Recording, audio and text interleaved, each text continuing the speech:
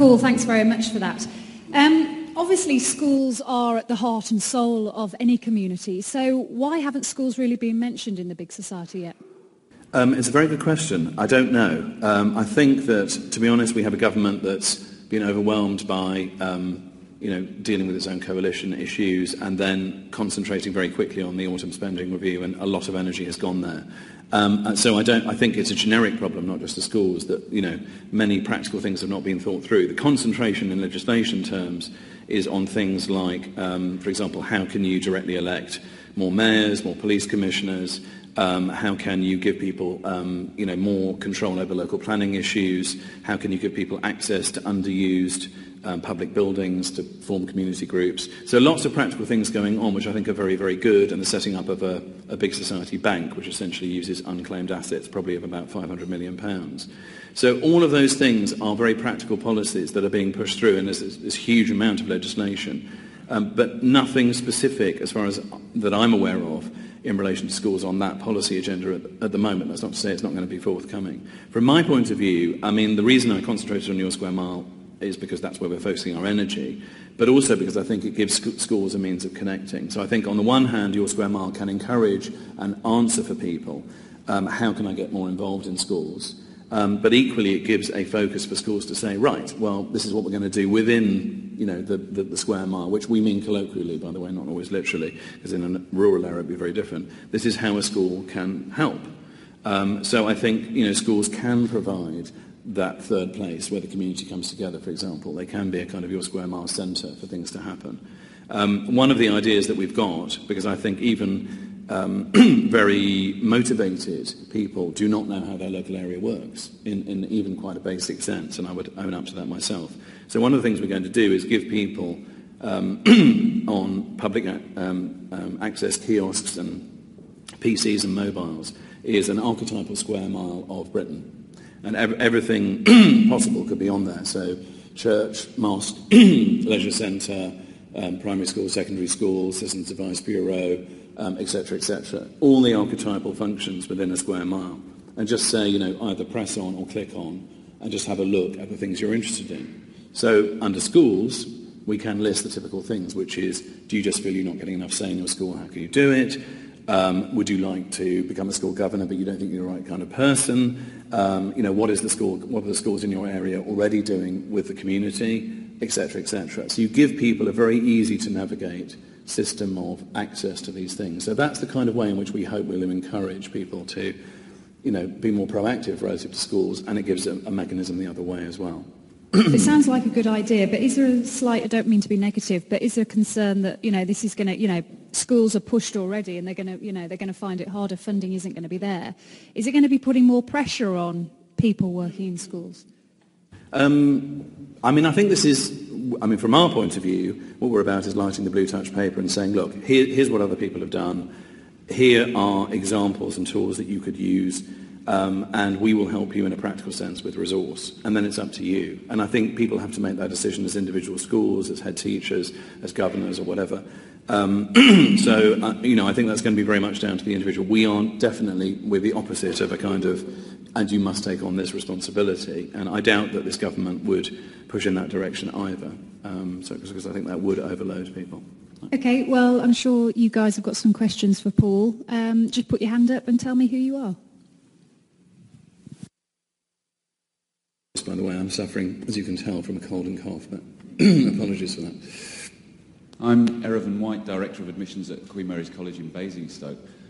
20 years ago, Paul, we lived under a Prime Minister who denied the very existence of a concept of society. And we're seeing the effects of that in terms of disenfranchisement, fragmentation, etc., in my view. You're now asking us to believe not just that society exists, but that it's bigger than it was before. And I want to know, really from you, if possible, how we can see this as anything other than an abdication of responsibility from the coalition.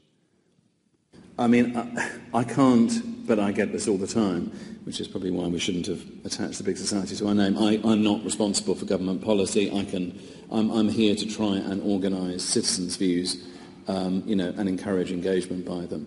So, we are completely independently funded, as I said. I mean, we have access to, people in Downing Street and other government departments, which is very helpful to us.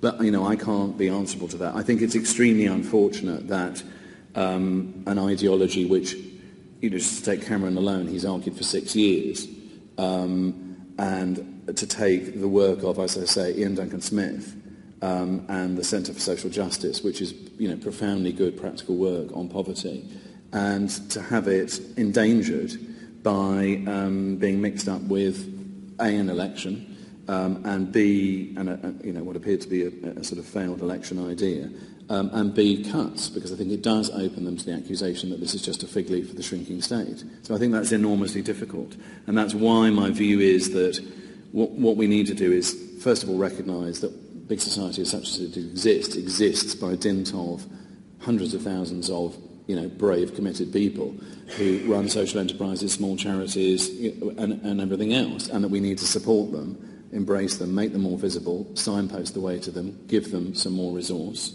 Resource isn't just money, it's time, but there are other ideas about where money might come from, and support them in that way. I think we are. That's why I open with those facts. The reason I want to do this so passionately is because you can see. I've spent 5 months documenting brilliant local charity and social enterprise initiatives, and there is so much good practice out there. Now, yes, so I'm not going to ask anybody to sign up to this for political reasons. I want to sign it up because I think we need to change society anyway. That's my view. Oh, hello. My name's Cathy Hall. I'm a governor in a state school, and you raised the issue of free schools, which I'd like you to explore and expand how that could be better for society. As a governor, I'm a volunteer. I'm involved with my school. I can influence the school. Not all the governors are guardian readers like myself. They're representative of the school. It's a model that seems to work very well, and I'm looking forward to hearing from our next speaker, who's going to talk about his cooperative trust school, which sounds better than the big society because the co-op has a lot more history and success behind it. I'm getting off the point, but they do credit unions and all those sort of things as well. So can you explain how free schools could possibly benefit society when we know the vast majority of parents in state schools say their school is good for their child, and research bears that out over and over? Thank you.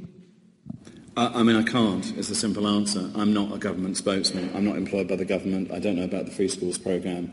Other than what you would know, and I'm not. It's not my position to sort of defend them. I'm not here to do that. I'm here to activate citizens and do practical things. So it's not for me to comment. I'm sorry. You'd have to talk to Lord Way or whatever about it. It's not really. I don't have the expertise or the knowledge at all. I would just pick up on the second point you made, which is about mutuals, which is what I do see in going around and talking to citizen groups and whatever, which is what I've spent most time doing. That mutuals are springing up all over the country in co-ops, and I've tried to persuade the mutuals of this country to stand together from before the Lehman Brothers collapse and point out that mutuals are not only have better value systems than PLCs, but actually they are more efficient, they deliver much more, and so I'm a huge, passionate believer in the cooperative movement or the mutuals movement, and I see all over I went to a community in Wales 3 weeks ago where they've set up a community wind farm.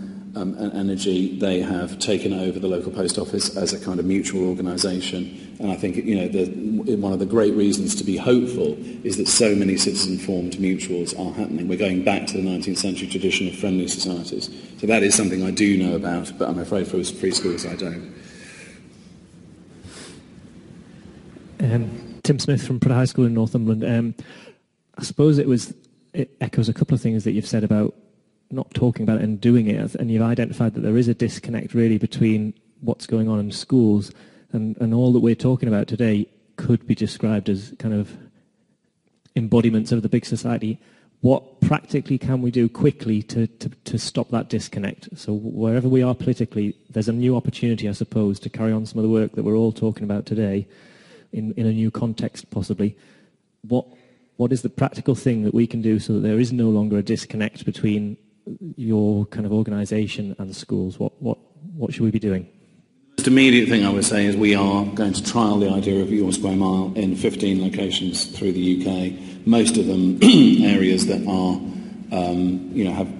have little or no social capital, so tough areas, but not all of them that. Spread across the UK, a deliberate range of kind of rural, urban and suburban. So we want to work with a representative ring of people in each one of those 15 locations to make something work. It will be a square mile or a neighbourhood within those locations, and they'll be chosen, we're choosing them very, very carefully. So we would love, the first practical step is I would love schools to be involved in those 15 pilots to see how in different square miles in the UK we can make these things work. That would be the most immediate thing, and from that we hope to learn a lot. So schools maybe come forward to you, or? We'd welcome, very much welcome that.